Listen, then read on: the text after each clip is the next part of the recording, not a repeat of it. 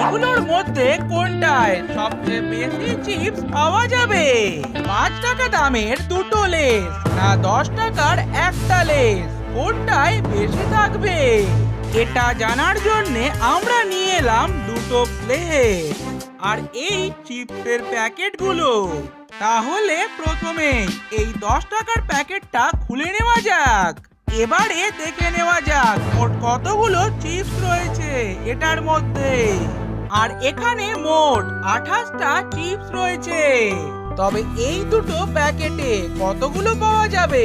তাই প্যাকেটটা কেটে এই প্লেটে ঢেলে নিলাম। তাহলে দেখে নেওয়া যাক কোনটা কিনলে আমাদের বেশি লাভ হবে।